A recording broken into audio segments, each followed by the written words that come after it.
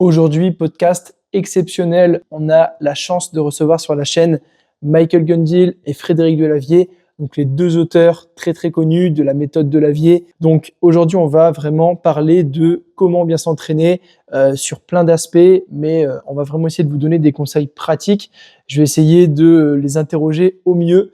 En tout cas, n'oubliez pas de vous abonner, d'activer la cloche, de liker la vidéo et je vous souhaite à toutes et à tous un excellent podcast. Donc salut à tous, j'espère que vous allez bien. Michael, bienvenue sur ce podcast. Est-ce que tu vas bien? Salut, ça va, ça va. Super, super. Merci à toi en tout cas de ta disponibilité pour ce deuxième podcast qu'on fait ensemble sur la chaîne.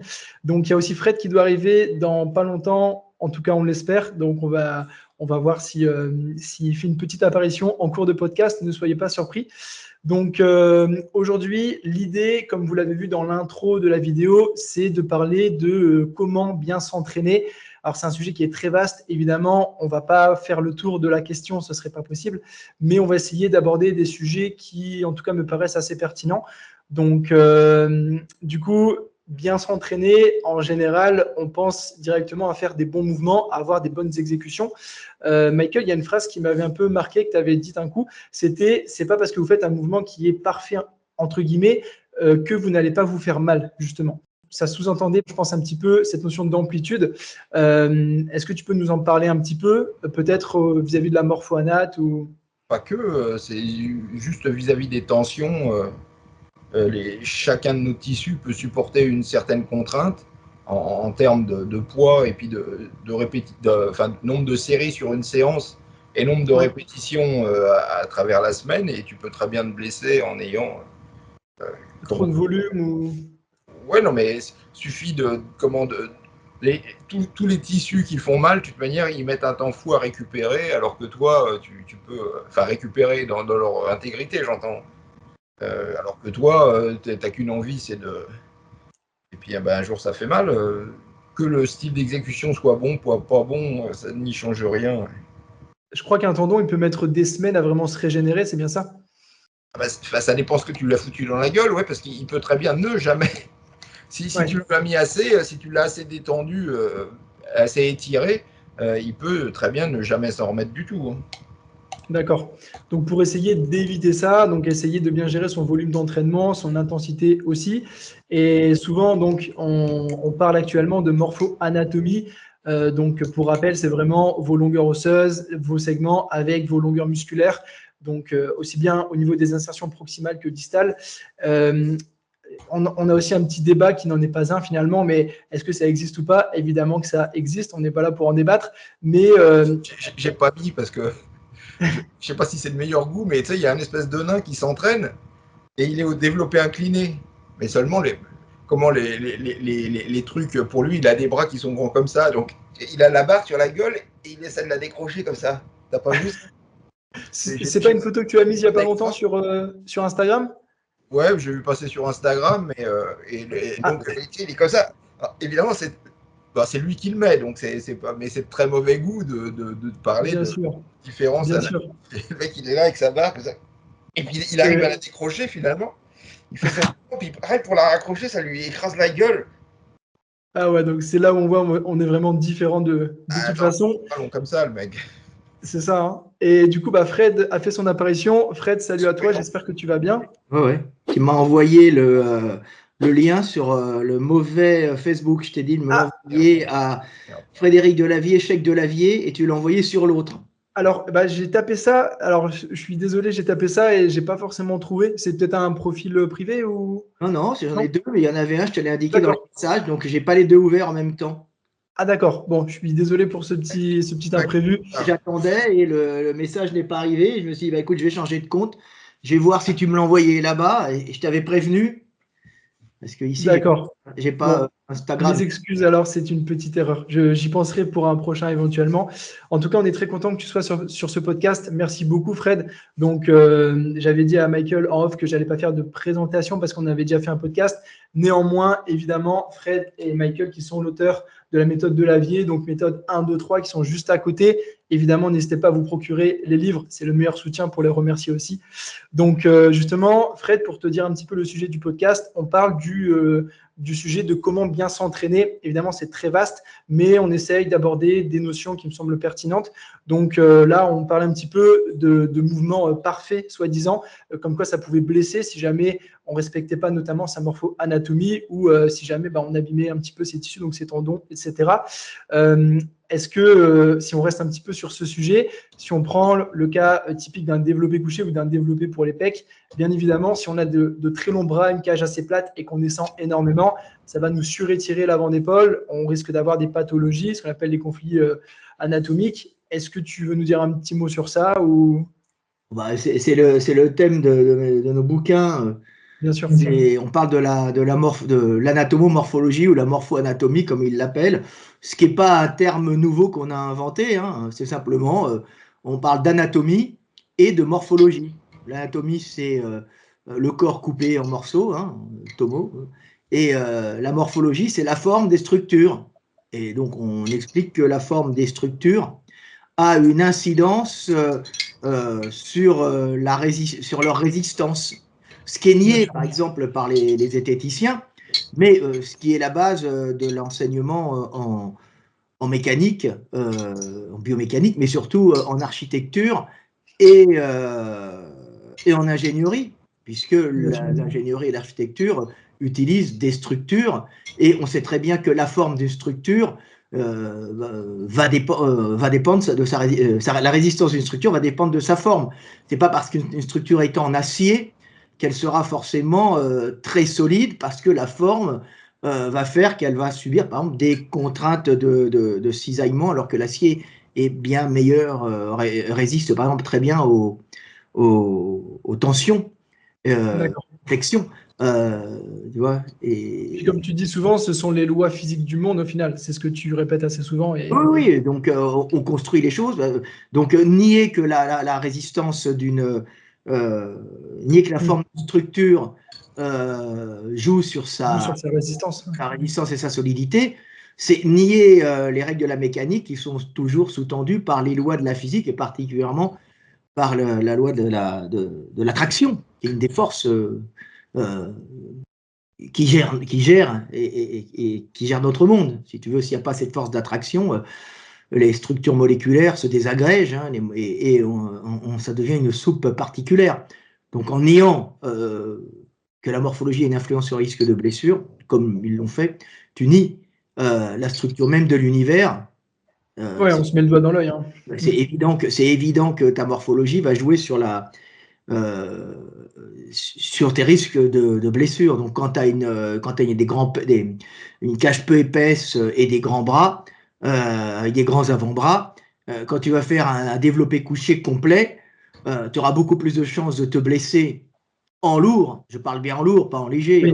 Hein. Même en il faut le préciser aussi parce que ça dépend effectivement de la charge tout simplement et comme le disait Michael, de la tolérance des tissus. Donc effectivement, en fait, en lourd, rien dire, hein, c'est juste une appréciation personnelle.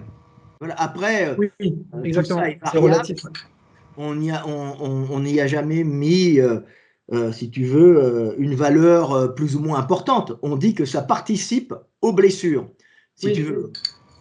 C'est un facteur. En fait, le soleil brille et nous attaquer en disant le soleil, monsieur Delavier, le soleil ne brille pas tant que ça. Et on n'a jamais parlé de plus ou moins de. On dit il brille. On dit la morphologie a une influence sur le risque de blessure, évidemment. Et les performances. Quoi?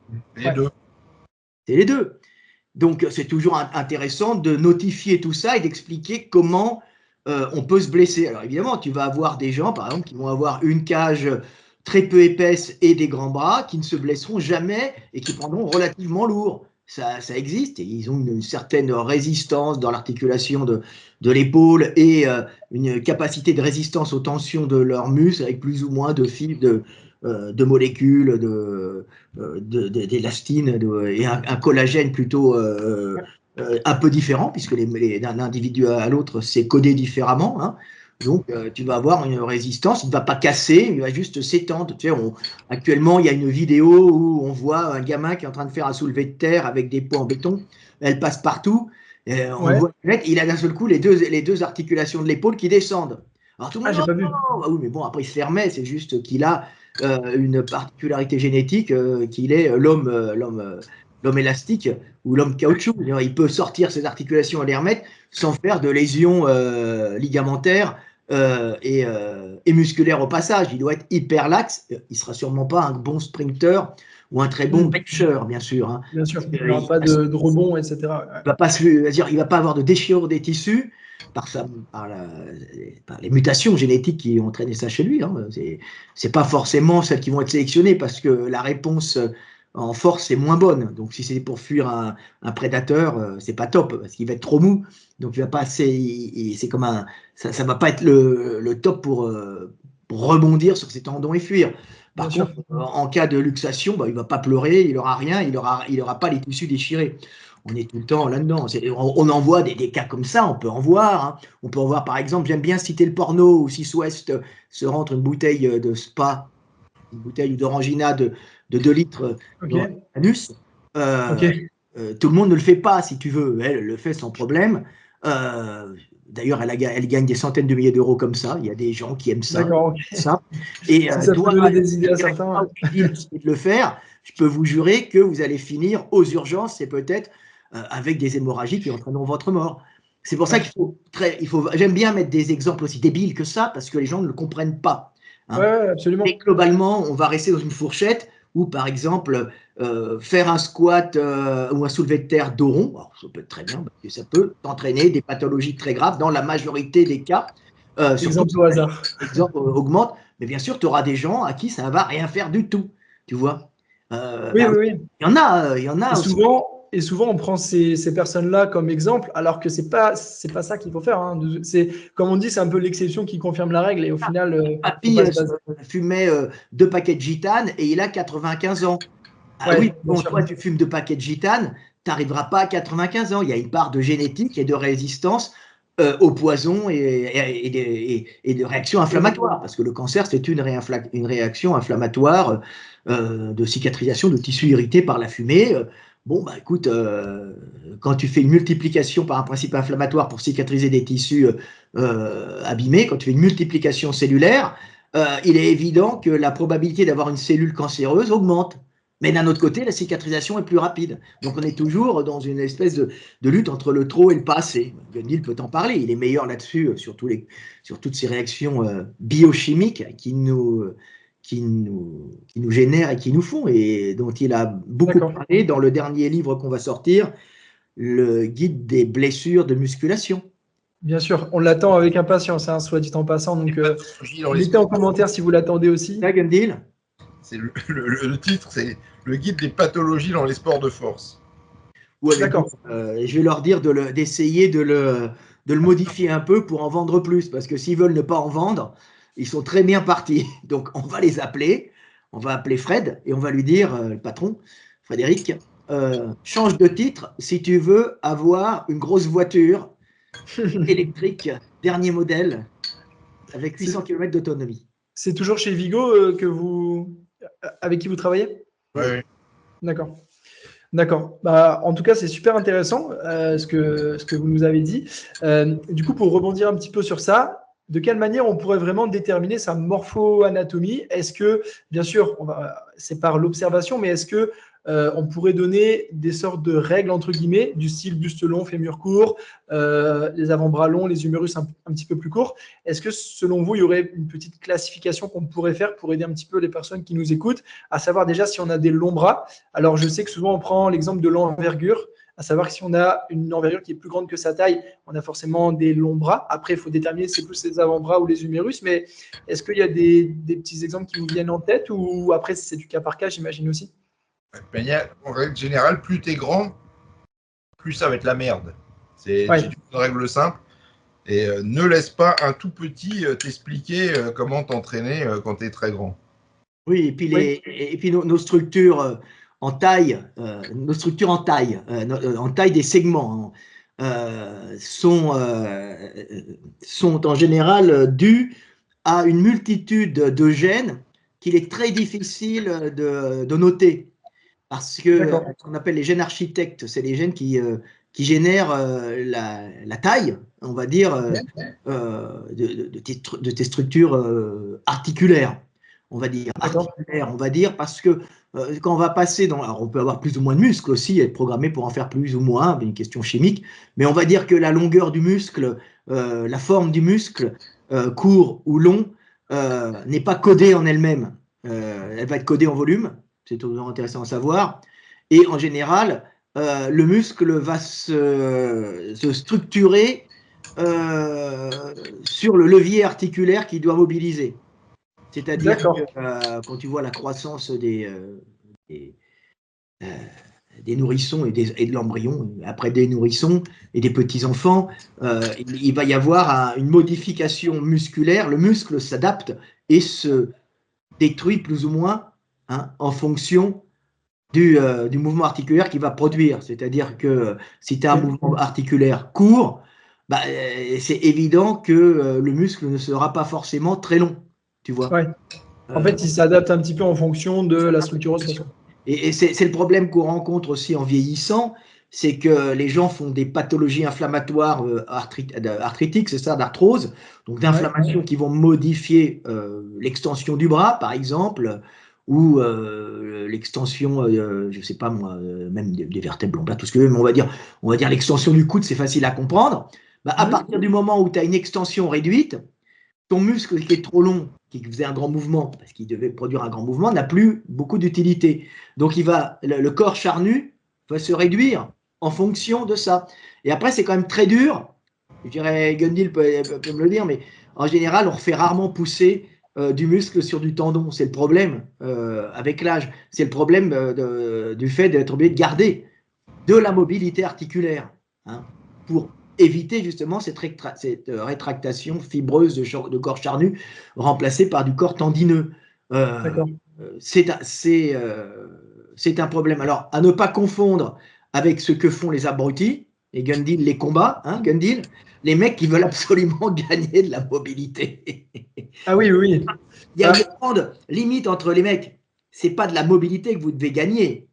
On peut en gagner quand tu as des sports particuliers à faire, bien sûr, mais c'est au détriment de la structure et vous allez augmenter vos risques de blessure aussi.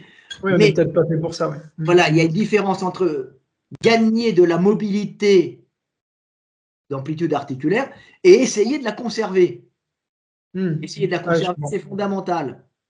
En gagner, c'est pas forcément utile et c'est même souvent dangereux. Et là, Gundil peut rebondir là-dessus si ça l'amuse, parce que il a combattu ça très longtemps. Non, bah pas, ça ne me passionne pas de parler de l'étirement. Parce que personne n'a répondu à ma question. Qu'est-ce qui limite notre amplitude hors os contre os, évidemment? L'élasticité musculaire aussi. Qui peut justement, si on est, on va dire, entre guillemets, raide, on a une difficulté à vraiment aller chercher une fin d'amplitude, je dirais. Disons que ton os, quand même, tu vas difficilement pouvoir le. Non, mais os contre os, j'ai dit. Parce qu'au niveau tendineux. Les cartilages, les labrum, et tu vas tout bousiller. C'est le problème. J'ai gagné de l'amplitude. J'avais une copine comme ça qui était une pro d'ailleurs, une pro en Amérique, à Miami, et qui s'est fait remplacer des labrums. Alors, il y a une part génétique, mais en voulant faire de l'amplitude très souple, d'augmenter son amplitude, elle a niqué tout son système cartilage labrum. C'est du cartilage. C'est le problème. Je veux dire, tu peux gagner de l'amplitude. J'ai gagné de l'amplitude. Génial. Mais tu as bousillé ton labrum. C'est ce qui est arrivé. C'est le dernier dessin que j'ai envoyé à Gundil là, j'ai repris pour m'amuser la hanche d'un powerlifter junior qui avait le record des 3 mouvements. C'est la première fois qu'un junior dépassait, je ne sais plus combien, une tonne. Tu vois son nom ou pas? C'est pas Malik Triolet? Non, Malik Triolet, il n'est pas à ce niveau-là. Il est très fort en coucher, mais là, c'est un super poids lourd américain. J'ai dessiné justement les pathologies qu'il y a. Alors, moi, j'ai dessiné la pathologie du fémur. parce que c'était intéressant à montrer que le fémur poussait, mais il avait aussi complètement détruit son labrum sur le dessus, en l'écrasant. Il avait gagné de l'amplitude articulaire. Il faut écraser son Ouais. labrum. Et, oui, les mecs diront, faut écraser ton labrum. Oui. Écrase ton labrum. Et, oui, mais bon, comment t'es plus mobile après. T'es plus mobile, et après, tu boites. Et tu as une réaction inflammatoire qui va te limiter ensuite très rapidement ta mobilité gagnée. Plus tard. Plus tard, voilà.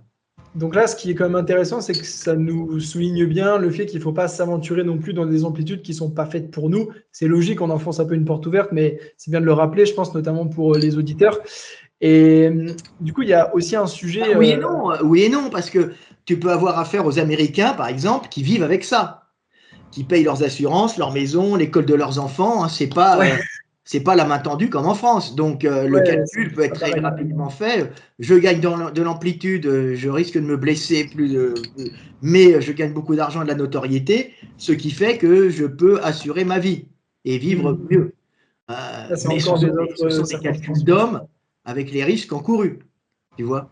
Mais dans un monde protégé, tu n'es pas obligé de finir avec des handicaps plus ou moins graves pour avoir gagné de la mobilité parce qu'on te demandait de faire un squat d'une certaine façon. Tu vois. Ou tu sais, c'est le fameux truc aussi de la personne qui veut absolument faire un grand écart. Et tu lui dis, mais pourquoi tu veux faire un grand écart? La personne, elle ne sait pas forcément elle-même. C'est vrai que là, c'est un petit peu bête, c'est peut-être des risques. Alors, ça peut être un petit challenge et ça peut donner envie de s'entraîner, entre guillemets, sur ça, mais c'est vrai que c'est souvent des risques un petit peu inutiles, si on peut dire. Et justement, ça me fait penser à quelqu'un avec qui j'ai discuté qui était dans cette logique-là. On le salue si jamais il nous écoute. Mais en tout cas, donc, un sujet un petit peu voisin ensuite, qui concerne la vitesse des répétitions. Donc là, purement sur l'entraînement, encore une fois, on entend beaucoup qu'il faut contrôler, maîtriser sa charge, etc. Justement, Michael, tu disais une phrase qui, je pense, a résonné chez beaucoup, c'était « essaye de sauter en l'air et vois comment tu fais, vois si tu descends lentement ou si au contraire tu rebondis pour avoir le plus d'énergie potentielle élastique. » Pour sauter en l'air, tu commences par t'abaisser, ce qui est un peu idiot quand on y pense. On me demande de sauter en l'air, pas de… C'est contraire, ouais. pas de t'asseoir. Et tu verras, c'est quelque chose que tu feras sans y penser. Par contre, si on te demande d'y penser, tu ne sauras plus de quoi faire. Mais naturellement, tu vas t'accroupir et tu vas t'accroupir le plus vite possible. Pour rebondir justement. Est-ce que si je te demande de sauter le plus haut en l'air, est-ce que instinctivement tu vas t'accroupir, mais tu sais, hyper lentement? Ah bah non. Tiens, la négative. tu es taré ou quoi? Tu te fatigues et après tu peux pas sauter très haut. Tu n'accumules rien du tout comme énergie. Bien sûr. Et ça rejoint aussi un petit peu les entraînements qu'on a pu voir notamment avec Aiki sur ta chaîne, Michael, où on voyait justement que tu appuyais un petit peu sur sa phase excentrique pour essayer que Aiki puisse emmagasiner de l'énergie sans forcément, évidemment sans appuyer sur lors de la fin d'amplitude. Là, c'est très dangereux, mais en tout cas, ça me fait penser aussi un petit peu à ça. Et en STAPS, moi j'ai fait STAPS durant mon cursus universitaire et c'est vrai qu'on nous demandait de faire des tests de détente et des fois on comparait aussi une détente où on sautait en l'air, on descendait rapidement et on sautait le plus haut possible et à l'inverse sur une détente sèche et là bien sûr les résultats étaient beaucoup moins bons. C'est logique, mais au moins ça, je pense que c'est parlant dit comme ça pour nos auditeurs encore une fois. Tu t'assois sur une chaise et tu essaies de sauter en l'air. Ouais, tu vas pas aller très très haut. Le but, c'est d'utiliser la chute pour accumuler dans les tissus élastiques de l'énergie et les restituer au moment de la contraction pour étendre les membres, pour propulser par rapport au sol et aller le plus haut possible. C'est juste une récupération énergétique dans les fibres élastiques. Yes. En effet, comme ça, hein, c'est une des particularités du vivant. C'est que le vivant tend à quand même être le plus efficient possible. Et économe. Ce principe d'économie n'est pas forcément toujours valable. On va dire que le principe, c'est l'efficience, c'est-à-dire rapporter le maximum d'énergie, qu'importe la dépense. C'est-à-dire il faut toujours rapporter plus d'énergie que tu en dépenses. pour pouvoir manger, survivre et se reproduire. Donc, l'élasticité fait partie de ce système-là. Ça te permet d'être hyper efficace, de récupérer plein d'énergie pour te propulser, tu vois. Donc, c'est un côté économique, mais tous les organes n'ont pas ce côté économique, hein. Tu regardes le cerveau humain, c'est dans l'autre sens. Mais en vérité, c'est toujours positif au niveau récupération énergétique. C'est-à-dire que tout le temps, par exemple, un organe qui ne serait pas économique, ça n'existe pas parce que tu meurs. Donc, même si ça dépense énormément, le principal, c'est d'en rapporter encore plus. C'est que ce soit en faveur de toi, en fait. Ouais. Voilà. Alors, évidemment, tu as des systèmes qui se sont mis au point en fonction des climats, comme disons ces fibres, ces longs tendons africains que l'on rencontre chez les coureurs de fond. Non, les coureurs de fond, les coureurs de sprint, les coureurs de fond africains qui gagnent tous les concours. Les JO, etc. Ouais. JO en athlétisme, en course. Alors, le dernier, c'était un Italien, mais c'est vrai que dans l'exemple, souvent, c'est des Jamaïcains. C'était un métis italien. Je ne pense pas qu'il ait hérité de ses longs tendons, de son père italien, de sa mère italienne. Ça doit être de sa mère italienne. Je ne pense pas. Hein. Je pense que c'est bien sûr les gènes africains qu'il avait, tu vois, qui lui ont permis de gagner. Ça paraît logique, en effet. Parce que quand on n'avait pas fait les livres pour Human Kinetics, on avait dû enlever tous les passages où on expliquait qu'en fonction des climats noirs, africains, européens, on n'avait pas tout à fait la même structure. Donc ça a été enlevé pour des raisons de wokisme. Et bien sûr, maintenant c'est la mode, donc visiblement ils pourront peut-être nous le remettre, puisqu'avant c'était comme du racisme de dire qu'on était différent. Mais bien sûr, ces longs tendons ont un avantage économique en Afrique, puisqu'ils c'est plus qu'économique. Alors, c'est économique quand tu n'as pas beaucoup de nourriture dans le coin, style le Sahel, mais dans d'autres régions où tu trouves plus de nourriture et que tu as ces longs tendons qui sont économiques, il faut chercher la raison de ces longs tendons ailleurs que dans l'économie d'énergie, puisque dans certains milieux africains, tu lèves la main, tu as une banane, tu te baisses, tu as un igname, une pintade, tu vois. Pas confondre avec les dindons. Les dindons, c'est en Amérique du Nord, les pintades, c'est en Afrique. C'est très bon d'ailleurs. Et donc, si tu as beaucoup à manger, la question économique n'est plus là. Donc, elle est où? Elle est dans la montée en chaleur. Un tendon, comme ça ne produit pas de chaleur. Ça ne consomme pas beaucoup d'énergie et ça ne produit pas beaucoup de chaleur. Ça en produit un petit peu, mais ils sont à l'extérieur. Alors qu'un muscle, ça consomme énormément d'énergie, ça produit beaucoup de chaleur.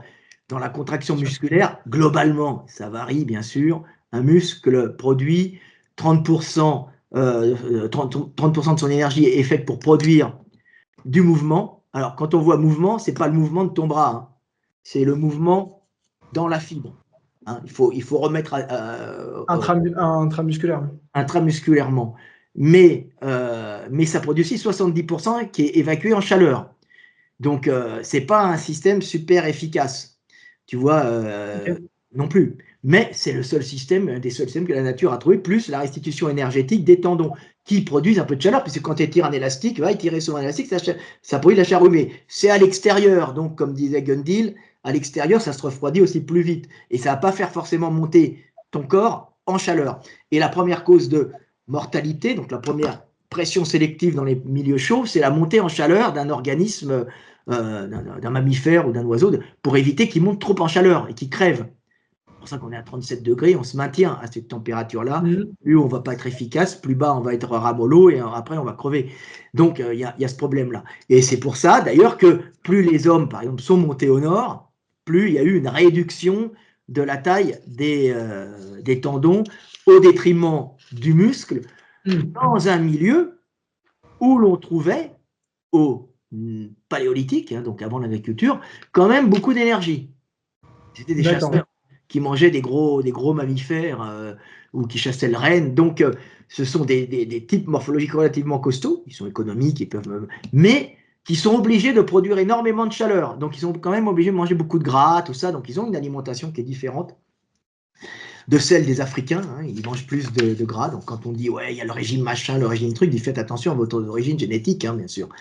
Tout le monde ne fonctionne pas de la même façon. Ouais, c'est ce que tu disais. Si un Africain mange que du quinoa ou que justement on mange à l'opposé de sa culture, si on peut dire, et de ce pourquoi on est fait pour manger au niveau digestif, etc., ça va pas aller, quoi. Ça n'a pas l'œil. Maintenant, le problème, c'est qu'il y a les mélanges et le métissage. Sans aller contre le métissage, ça rend le problème un peu plus. Ouais, c'est pas si simple que ça, C'est quoi. pas si simple comme ça d'établir une bonne génétique et un bon entraînement, vu que tu as un papa qui vient du Cameroun et une maman allemande. Tu vois, par exemple, hein, j'exagère, mais j'en ai connu comme ça.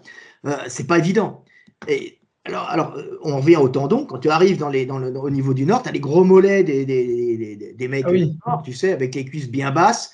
Tu les vois, Norvégiens, et eux, ils ont grandi en plus avec le lait, mais ils ont conservé leurs tendons. Et ces mecs-là, ils ont des gros mollets qui sont absolument pas efficaces pour la restitution énergétique. Ça fait pas forcément des bons coureurs. Tu ouais, vois, un mec comme le maître, c'est un des rares blancs ouais, c'est vrai. européens à passer sous les combien déjà Bah, je crois qu'il était sous les 10, hein, si je dis pas de bêtises, hein. Voilà, c'est le seul. C'était. Il y en a pas deux, il y en a un. Qui avait Désolé si on dit des bêtises, hein, mais je crois que c'est ça, ouais. Je crois que c'est ça. mais qui avait quand même de gros mollets. Donc c'est toujours un handicap. Mais Ouais. c'est un handicap pourquoi? Parce que c'est comme si tu avais des lestes de cheville. Ça te fait monter en chaleur, donc quand tu te déplaces au nord, au sud, c'est pas top puisque tu vas être obligé de thermoréguler et tu peux faire un problème de coup de chaud. Et il y en a qui meurent des fois de ça. Ouais. Donc, les Africains, ils sont faits pour pas avoir de coup de chaud, puis en plus, ils sont tout noirs. Donc, du coup, ils brûlent pas. Tu vois, ils protègent leur peau des érythèmes, de tout ça, qui pourrait les handicaper sérieusement. Alors qu'un blanc, tu le mets au soleil à côté d'un noir en train de se balader, il est mort 2 jours après, quoi. S'il n'a pas une crème de protection 25 ou 30, tu vois. Et donc c'est Bien sûr. intéressant. Mais par contre, ces gros mollets ont un avantage énorme, c'est de produire de la chaleur. Alors plus maintenant, on s'en fout, il y a des bottes, tout ça. Mais avant, on avait juste des peaux de bêtes. On faisait des bottes avec de la paille. Hein. Ils n'étaient pas cons, nos ancêtres, hein. Même les Néandertaliens faisaient la même chose. Mais Bien sûr. on avait des gros mollets pour produire de la chaleur pendant les déplacements et avec une chaleur qu'on pouvait produire puisqu'on avait accès quand même à pas mal de nourriture. Animal, gras animal, bien sûr, si tu cherches des fruits en hiver, t'es mort. Donc tout un système digestif, tout ça qui a changé pour s'habituer aux graisses animales saturées et pas crever avec un excès de cholestérol. Tu vois. Alors que tu fais bouffer un Indien, Et- un petit Indien, Hmm. pas un Indien, un Amérindien, parce qu'il mange de la viande, hein, je parle des autres Indiens, tu vois. Euh, Ceux qui Ça mangent donne l'Amérique. bon, bah, ceux-là, tu leur donnes un régime carné avec du gras et tout, comme les Nordiques, ils meurent. Tu vois. Ils sont pas faits pour ça, ouais. Mais les mollets, c'est très intéressant de comprendre la restitution énergétique. Gundil pourrait te montrer ses mollets et ses cuisses qui sont sûrement des réminiscences de nos Des ancêtres pompes à chaleur. Ouais, c'est ça. qui sont habitués au climat froid. Donc il a résisté à ça. Michael a des sacrés mollets, hein, c'est vrai. Comment? Ah non, voilà, c'est tout. Et bah, c'est super intéressant. Et justement, pour rester un petit peu sur ce sujet-là, on parle souvent du neurotypage, on va dire aussi d'une certaine individualisation de l'entraînement par rapport à son caractère, si on peut dire. On oppose assez souvent, c'est l'exemple assez classique, le sprinter du marathonien, la personne qui va vraiment être faite pour les séries qui sont plus courtes, avec notamment une possibilité, une capacité à exploser beaucoup plus importante, notamment avec des fibres rapides, des fibres de type 2, et à l'inverse, plus un marathonien, une personne qui serait beaucoup plus lente et qui justement est moins faite pour des séries courtes. Selon vous, Michael ou Fred, hein, en gros, est-ce qu'il y aurait vraiment une importance à tenir compte de ça, ou est-ce que pour prendre du muscle et pour vraiment progresser et s'entraîner au mieux, il y a vraiment on va dire, cette obligation de s'entraîner en série un petit peu plus courte, ou est-ce qu'il faut, selon vous, dès le début et rapidement, donc, prendre ça en compte pour s'entraîner? Est-ce qu'il faut prendre en compte un peu ce caractère-là, ou est-ce qu'il faut obligatoirement passer par des séries courtes, même si on n'est pas fait pour ça, en quelque sorte? Tu vas le découvrir rapidement. De toute manière, il faut commencer un peu comme tout le monde. Et puis après, tu vois ce qui marche pas. À partir de là, et puis, tu peux, par exemple, avoir à t'entraîner lourd, mais que tes articulations, elles disent niet. Hein. Donc, il Oui, faut que ce soit un tout. Donc, tu t'entraînes pas à l'optimal, mais plus léger, quoi. d'accord. D'où aussi les méthodes d'intensification que tu démontres aussi. Et ça, tu le conseilles plus à, on va dire, passer un certain moment où on a donc acquis une certaine base de force aussi. Parce que si on fait de l'intensification à 40 kg développé couché, ça ne va pas nous donner grand-chose. Mais pour toi, c'est aussi une base qui est nécessaire à partir d'un certain moment aussi. Le fait de faire… faut suivre l'évolution des bouquins, le 1, le 2, le 3. Ça n'a pas été Ils sont écrit là. n'importe comment. Et si tu prends le 2 et puis tu regardes après dans le 1, tu te dis, bah, tiens, mais il se contredit. Bah non, parce que le 1, c'est vraiment pour les débutants. Et puis après, Ouais, quand tu as progressé, bah, tu passes au 2. Il y a des étapes. bien sûr. Et en Bien sûr. franchissant ces étapes, tu arriveras à peu près à déterminer ton nombre de répétitions. Mais même moi, je ne le connais pas, mon nombre de répétitions optimales. Et puis de plus en plus, de toute manière, il faudra trouver d'autres moyens que d'entraîner lourd si tu veux pas être pété de partout en Ouais. un score, quoi. D'où ce que tu montres dans les livres avec la méthode TNT, notamment, on en avait un petit peu discuté lors du précédent podcast. Et justement, il n'y a pas longtemps, tu avais aussi mis en lumière une étude qui parlait des ischio-jambiers avec justement un entraînement fait sur du lourd, un entraînement avec plus de répétitions, pour simplifier. Selon toi, selon vous, il y a vraiment cette importance aussi dans un bon programme de mélanger un petit peu ces deux-là. On parle beaucoup de surcharge progressive, le fait d'essayer de mettre un peu plus lourd, de faire un peu plus de répétitions, etc. Donc de progresser en force, entre guillemets. Est-ce que selon vous, c'est nécessaire de toujours coupler ça à des séries plus longues, avec plus d'intensification, avec plus de stress métabolique? Ou est-ce que si on réagit très bien aux séries courtes, on peut faire uniquement des séries courtes? Mais voilà, est-ce qu'on aura un développement qui sera quand même optimal? Bah, tu peux faire des séries courtes tant que toutes les articulations, les tendons y tiennent. Mais un jour, tu t'apercevras que ça devient de plus en plus facteur limitant, un jour ou l'autre. Alors, ça peut être 5 ans, 10 ans, 15 ans, 20 ans. Pardon. D'accord, ouais. Donc ça dépend de l'évolution et de là où on est le pratiquant. Et ça dépend de ce qu'on observe aussi de toute façon. OK. Et justement, ce que j'ai noté aussi donc, dans mes petites notes juste à côté, je suis désolé, on parle aussi souvent de règles, on va dire, pour s'entraîner au mieux, du style faire 2 fois plus de tirage que de développer, essayer de plus mettre l'accent sur l'arrière de l'épaule, bosser un peu plus ses lombaires que ses abdos, par exemple. Euh, Selon toi, est-ce qu'il y aurait des règles un peu immuables, entre guillemets, à tout le monde? Et est-ce qu'il y aurait des règles à respecter qui reprennent un petit peu ces principes-là pour vraiment bien s'entraîner et avoir un développement musculaire optimal? Bah, déjà, avoir du fun, parce que si tu es contraint, comme tu me dis, en général, le mec, il fera pas long feu à la salle, quoi. Ouais.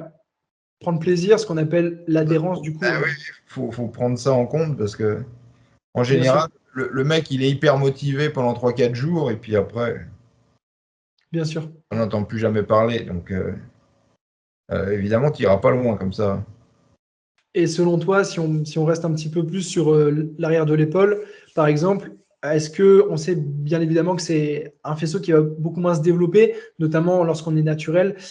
Selon toi, est-ce qu'il y a un intérêt rapidement à mettre beaucoup plus de volume dessus pour essayer de rattraper un déséquilibre qui sera toujours un peu présent, ce genre On de choses? dit, mais c'est pas l'arrière d'épaule, c'est pas ce qu'il y a de plus fun, quoi. C'est pas. Oui, après, quand on aime s'entraîner, on aime tout faire, hein, mais oui, Enfin, c'est même pas sûr, ça. Là, tu vois je des parle mecs pour moi. que des bras, ouais, non, mais que des bras, que des pecs. Oui, ouais, il y a Et ça c'est aussi. pas pour ça que je les accuserais pas de pas aimer s'entraîner. Il y a ça aussi. Et puis le mec, ça se trouve, ça fait 20 ans qu'il fait bras pecs, et il aime s'entraîner au moins autant que toi, et il a fait ses preuves pendant 20 ans, alors que un mec qui va tout faire bien et tout, il fait 6 mois, et puis après, tu ne reverras plus jamais. Donc, Ouais, ouais. Et la personne qui s'entraîne depuis 20 ans, bien sûr, elle est beaucoup plus musclée aussi. Et si elle a réussi à tenir 20 ans, c'est que voilà, il y a une certaine efficacité aussi. Et, et est-ce que justement, enfin, il y a une phrase de toi, Michael, qui m'était restée un petit peu aussi, c'était c'est pas parce que tu te renforces que tu n'es pas en train de te détruire. Et d'où le fameux body destruction et bodybuilding, justement. Du coup, est-ce que, selon toi, il n'y a vraiment aucun intérêt à faire des exos comme du squat, comme du développé couché, des mouvements libres, avec quand même une grande instabilité, beaucoup de facteurs limitants, Alors, bien sûr, je grossis un petit peu le trait pour qu'on développe aussi avec Fred, qui aime bien le squat, j'aime bien aussi. Mais on va dire, est-ce que tu conseillerais à une personne qui veut vraiment progresser sur du long terme de s'acharner sur ce type de mouvement, ou est-ce que tu lui dirais, bah écoute, rapidement, essaye de lever un petit peu le pied sur ce type de mouvement, justement, si on prend le squat, par exemple? Le poids libre, c'est ce qu'il y a de plus efficace pour prendre du muscle. Le problème, c'est que c'est aussi le plus efficace. Pourquoi tu prends du muscle? Parce que ça te détruit beaucoup les fibres, mais ça te détruit tout le reste du corps aussi. Donc, c'est Ça toujours. étire fort, ouais. Et là, je voyais il y a une vidéo pareil qui passait. C'était un gosse de 14 ans qui faisait, je sais pas combien, 200 au soulevé de terre, et puis tout le monde était là. Je sais pas jusqu'où il ira celui-là, mais pas très très loin, je pense.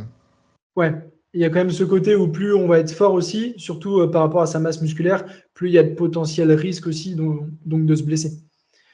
Et justement, Fred, ton avis un petit peu, est-ce que selon toi, on peut progresser? Alors bien sûr, il y a cette notion de morpho-anatomie qui revient énormément. Évidemment, on l'a dit, c'est un peu la base de tout aussi, mais est-ce que quelqu'un qui a, on va dire, une morphologie plutôt favorable au squat peut justement espérer bien progresser et ne pas se blesser sur ce mouvement, sous couvert bien sûr qu'elle ait une bonne mobilité, etc. Mais est-ce que pour toi, c'est viable de viser 10 fois 180 ou 10 fois 200 au squat à terme, sans risque, on va dire, ou est-ce qu'il y a quand même certains risques? Il y a toujours des risques. Tu sors de chez toi, tu descends l'escalier, tu te tues, hein. Bien sûr. Il y a toujours des risques. Après, ça dépend vraiment. C'est multifactoriel tout ça. Ouais. On ne peut pas donner de réponse comme ça, mais Il y a des gens qui se oppressent, hein. Ah, qu'est-ce qu'il y a? Je vois mal des powers qui s'en sortent bien. La Bah, chute ouais. de Thompson, la chute, oh putain, ça fait mal au cul hein, quand même. Bah, ouais. Parce que quand il a été obligé de perdre 20-30 kilos, c'est que c'est pas bon signe. Hein. Avec son pec là, Non, non, non, non, non, je crois qu'il a les problèmes, enfin, entre autres de hanches, de genoux, il se fait opérer bientôt, mais là, il a d'accord. Ah ouais. 20 ou 30 kilos en quelques mois, quoi. D'accord. C'est que peut-être que sur le plan cardiaque, c'est pas top non plus. Hein. Puis on sait que de toute façon, quand on est à ce stade-là, à ce niveau-là, évidemment, c'est tout sauf santé, bien entendu. Ouais, mais enfin, je sais pas si les mecs s'en rendent tous compte. Parce qu'il a une carrière, quoi, pendant 10 ou 15 ans de carrière, t'as l'impression que c'est un dieu vivant, quoi. Mais Oui, oui. après, tout le monde s'en fout de lui. Maintenant qu'il est à la retraite, plus personne ne le connaît. Donc, Surtout il y en a toujours un pour prendre sa place, donc tu t'apercevras de rien. Mais sous stéroïdes et sous GH, tu sens rien. Tu as l'impression d'être Ouais. un surhomme, hein. Mais il a eu le plus gros squat de tous les temps, je crois. Même, je me demande s'il n'a pas eu le Le soulevé de terre, il a fait 501 kilos, et mais c'était non officiel, c'était dans son home gym durant le confinement, 501. S'il n'a pas eu les 3 mouvements, Ah ouais. le- un des plus gros totaux de tous les. Ah, c'est fou, hein. C'est fou. Bah, Mais de toute façon, ça se délite maintenant. ouais. Et La comme on dit, elle est salée. Hein. c'est sûr, lorsqu'on performe, on a toutes les lumières et tous les encouragements. Et lorsqu'on descend, forcément, c'est là où c'est Bah, beaucoup plus difficile et tout le monde nous crache un peu dessus, hein. ouais, enfin, c'est pas que. Non, mais t'es oublié, c'est surtout ça. Ouais. Et puis, Et t'as un autre, je t'ai dit, là, le gosse de 14 ans, les mecs, ils vont le suivre. Après, il va disparaître, ils vont en suivre un autre, et puis euh, tout le monde se ouais. fout de comment ça se termine. De toute façon, comme on dit, même si si on est blessé, on a mal au dos ou peu importe, en fait, c'est pour soi et c'est dans son corps. Donc évidemment, c'est pas les autres que ça concerne. Et justement, est-ce que vous avez aussi des petites pistes qu'on pourrait donner aux internautes, aux personnes qui nous écoutent, notamment en termes d'échauffement? Je pense par exemple à ce que tu as dit, Michael, au niveau, donc avec Thor, avec son problème, soi-disant, au niveau des hanches. Est-ce que on pourrait leur conseiller de mettre l'accent Et sur… est-ce qu'il s'est niqué au niveau des hanches? C'est pas Haftor, c'est pas lui, hein. Ah, j'ai mal compris alors? Non, C'est non, de Haftor dont on parlait non, il parle d'un autre. Non, Donnie D'accord. Thompson. Ah, d'accord. Donc, bon, si on reprend cet exemple-là un petit peu, est-ce que selon vous, c'est important sur un entraînement du bas du corps de, par exemple, toujours bien activer les moyens fessiers, la rotation externe de hanche? Est-ce que, par exemple, l'infra-épineux, c'est aussi un muscle qu'on va vraiment conseiller de toujours échauffer avant chaque séance haut du corps? Est-ce que vous voyez des petits exemples comme ça? Le problème de l'échauffement, c'est que les mecs ont l'impression que comme ils sont échauffés, ils ne peuvent pas se blesser. Et pareil, c'est vraiment complètement faux. Ça t'évite de te blesser sur le coup, j'allais dire plus accident, Mais ça n'empêche très très peu les blessures d'usure. Ouais. C'est toujours mieux de s'échauffer, hein, mais faut pas se croire. Après, ça donne un faux sentiment de sécurité, l'échauffement. Et tu t'échauffes en fonction surtout de toi-même, ta morphologie et des problèmes, des petites pathologies que tu as eues, des petits accidents que tu as eus et des petits problèmes que tu ressens, tu vois. Bien sûr, en fonction de ses besoins. Les ischios qui ont tendance à se déchirer un peu, bah, tu vas les étirer un peu, tu vas les échauffer un peu pour maintenir son amplitude, on a dit, mais pas en gagner. C'est surtout pour homogénéiser les tensions à l'intérieur. Parce que on parle de stretching, d'étirement. Alors, il y a l'échauffement qui est juste l'échauffement, on fait travailler le muscle, mais ça permet aussi d'homogénéiser les tensions. Et il y a aussi l'homogénéisation des tensions par étirement, qui n'est pas forcément pour avoir un gain de mobilité, qui est juste pour étendre les fibres et qu'elles aient toutes à peu près la même tension quand elles vont travailler, puisque pour plusieurs raisons, c'est multifactoriel. Si tu te retrouves avec une partie du muscle plus contractée, plus fatiguée, c'est là où ça peut péter un peu plus. C'est bien sûr la partie la plus tendue qui va péter. Hein, c'est souvent quand on se sent un peu tendu, pas bien, qu'on va casser, puisqu'on n'a pas une tension homogène dans tous les muscles. Puis des fois, on se sent très bien, on sent qu'on est en pleine possession de ses moyens. Parce qu'on est relax, on a une très bonne restitution de la nerveuse, de l'influx qu'on envoie, hein. On arrive à contrôler facilement, et en plus, on sent que son muscle est homogène. Tu vois, il risque pas de péter. C'est sûr que si tu pars sur des ischios un peu tendus, dans la phase négative du squat, tu as de grandes chances de te les arracher, quoi. Ouais, c'est pour ça, effectivement, que, comme l'a dit Fred, l'échauffement, il doit être individuel. Tout est une question de juste milieu. Tu vois. Il y a des gens qui se blessent jamais, hein, parce qu'il comme. Il ne va pas en avoir beaucoup. Non, mais bon, après, tout le monde ne s'arrache pas les muscles aussi. Tu as bien vu le gamin qui se fait une luxation, qui se remet les épaules. Bon, bah écoute, tout le monde n'est pas comme ça, hein.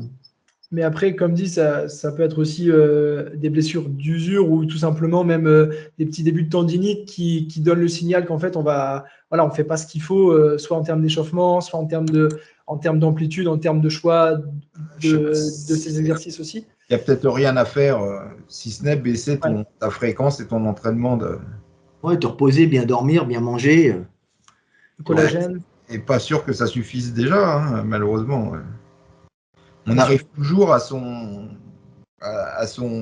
sommet, ou son maxi, ou l'overdose.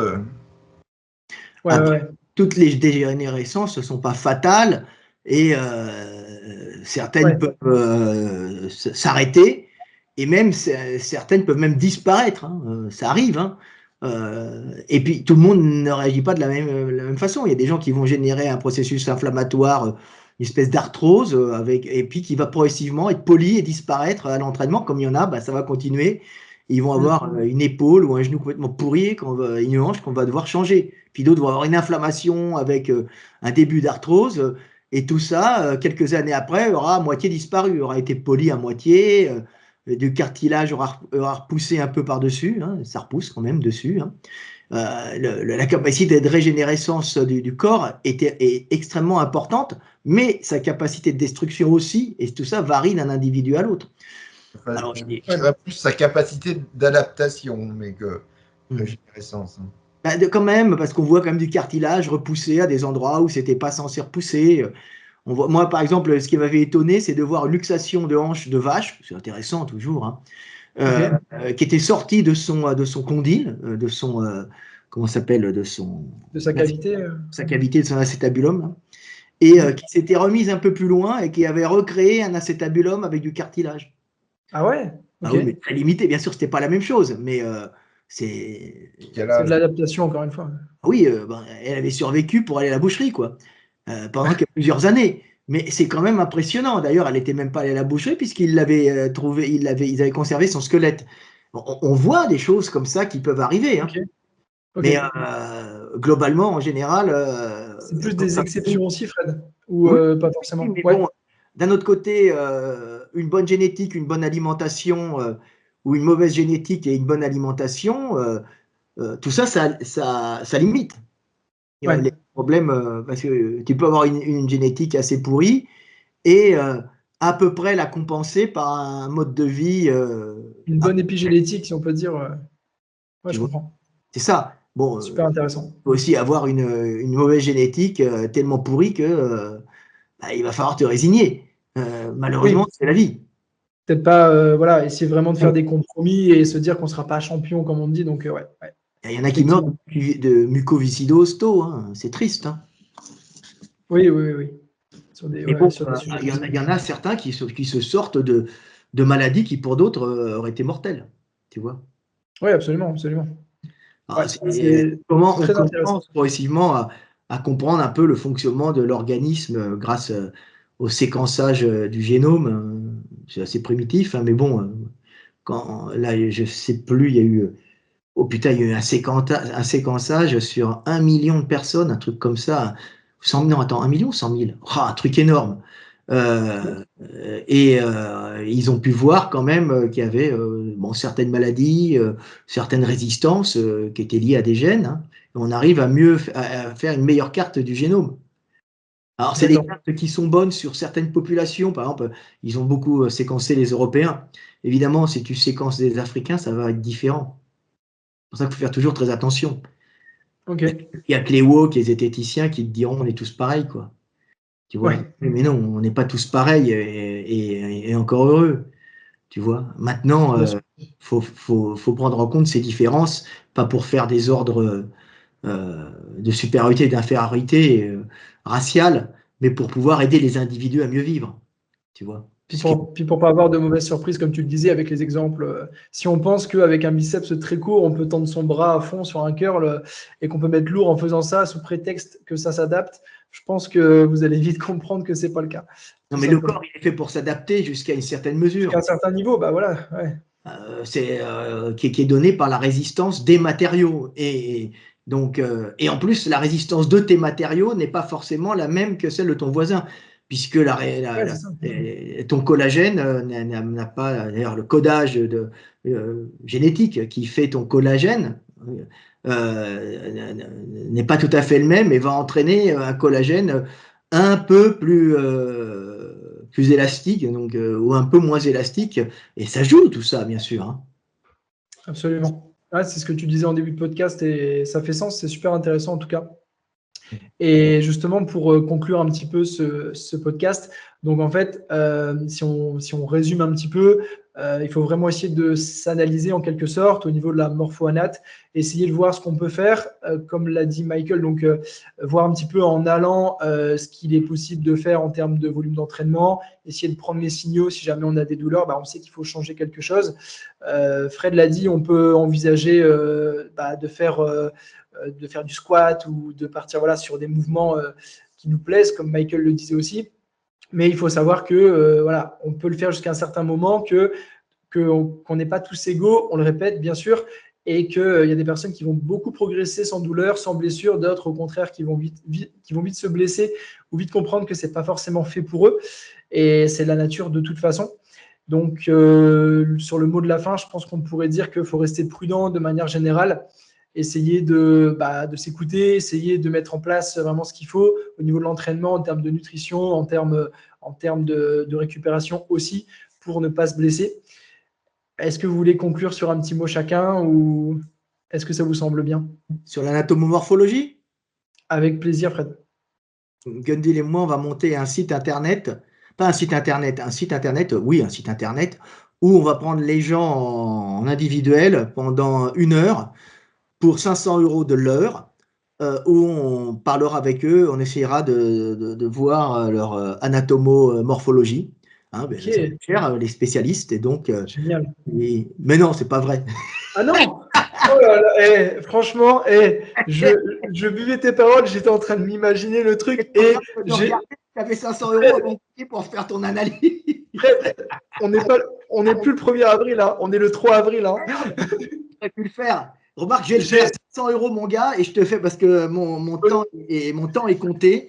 Donc 500 € mon gars, non, je vais pas le faire. Mais j'aurais pu le Au faire. début, j'ai eu un petit doute et je te voyais partir. Je me suis dit, c'est vrai, je le crois. Et Et tu ça t'es me dit, c'est fait. super, putain, c'est bien. On va pouvoir avoir un spécialiste. Bon, sachant qu'un avocat, c'est 800 € de l'heure. Donc on est. D'accord, d'accord. Non, mais On après, n'aurait tu pas été sais, cher, tu vois. ça peut être un prix d'appel, tu sais, et ça peut monter après. Donc, Non, mais ok. après, c'est rigolo de voir tous les trucs de YouTube. Alors, Gandhi, ça le réfléchit aussi, ça, je pense. Mais à titre, pour s'amuser en parlant de YouTube, puisqu'on est sur YouTube, il y a Taille d'Escuffon. Alors, j'aime bien Taille d'Escuffon. J'aime bien. Ouais. J'aime pas Taille d'Escuffon particulièrement, mais tu sais, elle dit à tous les mecs, ne vous inquiétez pas, les femmes aiment ci, les femmes aiment ça. Elle rassure des puceaux sur leur Alors, virilité, leur leur misère capacité à sexuelle, séduire ouais. les femmes. Donc, c'est quelque part, c'est une potion. Enfin, une potion, c'est un antidépresseur. Ils écoutent Taille d'Escuffon et puis ils sentent qu'ils vont pas passer leur vie à se tirer sur l'asticot. Bon, ils vont quand même se tirer sur l'asticot très longtemps, mais pendant qu'ils auront écouté Taille d'Escuffon, ils seront pas dépressifs. C'est mieux. Ils vont pas se détruire et pas faire de Ouais, c'est sûr. cortisol, tout ça. Et Taille d'Escuffon a fait un truc assez génial. Alors, je vais pas faire un autre domaine, mais j'aime bien en parler. J'avais proposé un truc comme ça à Gundil. Vas-y, Fred. Elle a sa chaîne YouTube qui est Ouais. gratuite, hein, et elle a fait sa chaîne avec elle a fait la chaîne pour les abonnés, pour les privés. Ah oui. Donc Oui. il n'y a qu'eux qui D'en reçoivent la rejoindre. notification, qui peuvent rejoindre, mais pour pouvoir rejoindre et recevoir la notification, envoyer les vidéos privées qui parlent des sujets qu'elle aborde en approfondissant, il faut s'abonner à 40 € par mois. D'accord. Et Eh bien, il faut faire ça, Fred. est-ce que tu sais, elle a eu combien d'abonnés? Bah, une centaine, hein, je pense, non? Non, non, Plus. 4000. Ah ouais. Alors calcule, j'ai dit à Gundil, t'es un petit joueur, Gundil. Bah, il 4 faut 000 faire ça, hein, les gars. par mois. Ça fait du 200, ça fait combien? 200 000 €, non, au moins? Bah, attends, je fais un petit calcul rapide. Donc, tu m'as dit que c'est 40 € par mois et 4000 personnes. Ça fait, bah non, ça fait 160 000 euros. Non, 4 000, 4 000 par 40 €, ça fait combien? Ouais, bah c'est ça. Ça fait 160 000 euros. Voilà. Je crois que c'est même 5 000 qu'elle a eu abonné. 5 000, mais 5 000. Donc, bah, ça fait 200 000, 5 000. Voilà, elle a eu 200, voilà, j'avais calculé. Elle a eu 200, elle a 200 000 € par mois. Oh putain. Tu Ah, c'est vois, une folie, hein. il faut que tu te trouves un truc là. Et Gundil, Mais attention, Fred, parce que je vais plus te croire, hein, du coup. capacité d'accueil, tu vois. Michael, je sais pas s'il sera chaud pour tout ça. Non. Non, Mais moi non non, plus. non, non, non. Restez C'est pour ça que je authentique et rigolais avec les 500, puis j'ai beaucoup de gens qui m'appelaient. Alors je dis, écoute, maintenant ça sera 500 € et je reste 1 heure avec toi. Tu vois. mais c'est vrai que 500, ça paraissait pas très cher. Mais bon, tu vois, on sait pas, hein, ça peut être un scoop ou, ou voilà. En tout cas, vous l'aurez compris, Fred est d'humeur taquine et c'était une petite touche d'humour, évidemment, parce que je pense qu'il y en a qui ont cru comme moi. Dites-le en commentaire si c'est le cas. Et comme ça, je me sentirais Ils se sont moins dit, oh, seul. génial, c'est pas cher. C'est moins cher qu'un avocat. On réserve où ouais, c'est ça, qu'un huissier. Ouais. À 500 € par mois, tu fais un bilan anatomomorphologique à 500 € l'heure. Bah, je pense que ça cartonnerait, hein, mais je pense que vous aurez beaucoup, beaucoup, Combien, beaucoup de monde, hein. combien on payait notre avocat à l'heure? Bah, à l'heure, j'en sais rien. Ah si, je crois qu'il était facturé 800. Ah, ça fait une belle somme, hein, déjà, hein. Et Michael, veux-tu dire un petit mot pour conclure ce podcast? Est-ce que tu veux parler un petit peu du nouveau livre éventuellement? Il est prévu pour l'automne, donc je ne sais pas ce que ça veut dire exactement. D'accord. Donc cette année en tout cas? Bah, j'espère que c'est. On m'a dit l'automne, j'espère que c'est l'automne 2024. J'aurais dû poser la D'accord. question. Ok. Sachant Très qu'on bien. aura les commandes pour l'étranger qui sont celles qui sont souvent les plus importantes. Donc, pas pour 2024, pour 2025, donc payer 2026.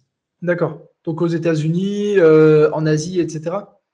Bah ouais, en général, ils groupent tout d'un coup. D'accord. L'Asie, non, parce que l'Asie, c'est pas écrit de la même façon. Mais Ok. là, ils cèdent un pack avec des droits. Pour l'Amérique, pour toutes les langues, ils impriment en Europe, mais toutes les éditions confondues, ce qui permet d'avoir un bas coût de D'accord. production, Ouais. puisqu'ils en D'accord. impriment énormément d'un coup pour toutes les langues étrangères. Donc la couleur est imprimée d'un coup et après ils font le noir des langues d'un coup, ce qui permet d'être compétitif et d'avoir un coût, un coût de revient du livre pas élevé, ce qui nous permet surtout, et ce qui nous permet d'avoir une plus grosse marge de droit d'auteur. Ouais. Non, un plus gros bénéfice, non pas du tout, un plus gros bénéfice pour notre éditeur. D'accord, ok. Fred, il me refait des blagues. Moi, je te crois. Hein. Il le sait, il pourra t'en parler. D'accord.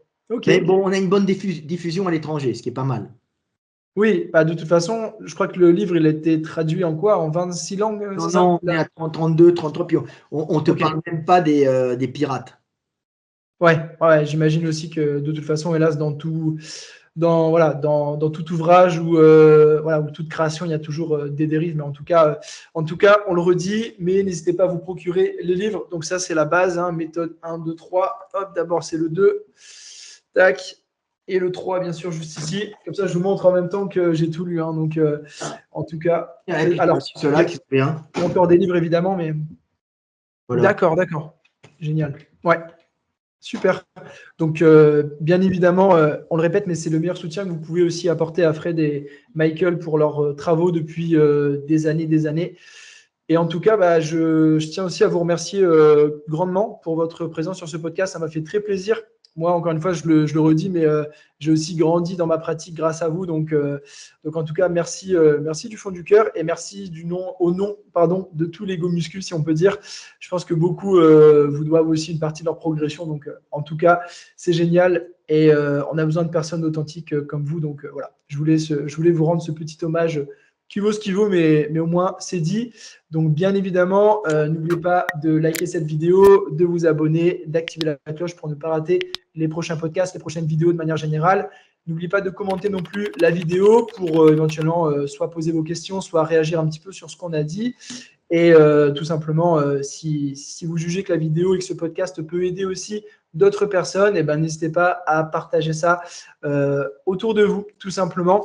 Et évidemment, je mettrai aussi les liens de Michael, de Fred pour aller les rejoindre. Alors, je sais que Michael, il veut une bonne communauté, il veut pas des imbéciles sur ses réseaux. Fred non plus, évidemment. Donc, en tout cas, je vous mets tout ça en description. N'hésitez pas à aller les follow. En tout cas, j'avais une question à poser à Gun-Deal. C'est quoi la machine que tu as reçue qui est dans un… C'est une blague. C'est une blague, c'est encore une surprise. C'est un poisson d'avril. C'est une vraie machine? Tu avais reçu une machine? Elle existe vraiment. Non, mais tu as reçu une machine, c'était une nouvelle? Ouais. T'as acheté quoi? Je te dis, c'est encore une surprise. Ce sera révélé bientôt. Ah ouais. Ce sera sur la chaîne privée de Michael à 40 € par mois. C'est ce que tu devrais faire. Ça fonctionnerait. Non, comment il s'appelle celui qui fait le rouquin qui est sympa là, t'as fait la préface de son livre. Julien Venesson. Julien Venesson a acheté mon banc avec élargisseur de dossier, j'ai vu. Ça l'avait. Et il se les fait faire en jaune. J'ai vu des petites stories. D'ailleurs, excellent livre Nutrition de la force. Hein. N'hésitez pas à vous le procurer aussi. Et j'ai vu qu'il ne savait même pas que c'était moi qui l'avais conçu. Tu vois, j'ai dit, merde. Ah ouais? Ah oui, j'avais dessiné et tout, j'avais des systèmes de maintien. Ils avaient mis, on peut mettre en plus cette sécurité. Puis on avait fait le banc avec les trois dossiers différents, quoi. Donc, tous les chemins mènent à Fred. Non, mais moi je l'attends aussi parce qu'il est vraiment bien. C'est vraiment super agréable. C'est pas le banc qui était au Fitex qu'on avait testé? Le banc large pour le coucher? Non, c'est pas du tout ça. Ouais, il est classique, mais tu peux enlever le dossier et l'élargir un peu pour protéger les épaules. Mais tu as quand même une descente, mais elle est quand même amortie. Et tu peux aussi l'avoir très large, ce qui fait que c'est comme si tu faisais un flat. C'est ça, c'est le flat press. Hein. Un floor press. Voilà. Et le flat press, moi, objectivement, je connaissais pas. Moi, j'avais besoin, parce que moi, j'avais mal aux épaules à un moment. Donc, j'avais besoin d'un truc qui élargissait un petit peu et à l'arrière. Et c'était Gun-Deal qui faisait du flat press. Et j'ai dit, mais attends, c'est bien. Et puis j'ai testé le flat press et dit, putain, direct, quoi? C'est le floor press. Le floor press, voilà, floor press. Les noms, je ne connais pas, je ne suis pas anglo. Donc c'est le floor press, oui, le sol. Floor, la piste, ouais. Floor. Ouais. Alors le floor press. C'est du coucher à même le sol. Voilà. C'est du coucher pour les pauvres. Voilà. Et là, c'est vraiment sympa. Parce que tu es obligé vraiment de recruter au départ toutes les fibres du. Tu as mis au repos le triceps, les fibres des pecs pour le démarrage. Et si tu as un point fort tri qui peut arriver et tu as du mal à recruter, c'est vraiment bien parce que tu te mets à recruter d'un seul coup les les pecs. Et c'est vraiment, tu ressors de là et tu as des courbatures pendant 2 jours. Tu dis, putain, merde, ça faisait des années que j'avais pas ressenti mes pecs comme ça, tu vois. Et c'est vraiment bien. Et du coup, bon, moi, je l'avais fait pour la sécurité du coucher, la descente, pour protéger mon arrière d'épaule. Puis je me suis aperçu qu'il était extra quand il était en limitation de descente, parce que c'est vraiment pas la même chose que faire du stop and go sur tréteau ou sur sécurité latérale. C'est pas du tout la même sensation. Parce que tu as de l'énergie sur le reste, tu te mets en position. Là, tu es bloqué, tu peux plus rien faire. Et tu es obligé de démarrer vraiment en pec. C'est vraiment intéressant. Mais c'est pas mal utilisé par les power hein, pour justement aussi bosser leur verrouillage, leur fin de mouvement. Et c'est vrai que moi je le connaissais de là, donc ouais. Super intéressant. Donc, si jamais aussi vous souhaitez vous procurer de très bonnes machines, n'hésitez pas à vous tourner vers les machines de Fred aussi. Extreme by de la vie, hein, si je ne dis pas de bêtises. Quand j'ai vu Venesson, il était content, il était fier. Regardez, il ne savait même pas que c'était moi qui l'avais conçu. Donc, il faut que je dise à l'usine, mais il faut rajouter, parce que normalement, il y a le nom qui est dessus, qui est grave. On a fait broder le nom, c'est le Power Bench Extreme by de la vie. D'accord. Le Power Bench, ça fait bien, non? Ah, ça jette. À l'américaine.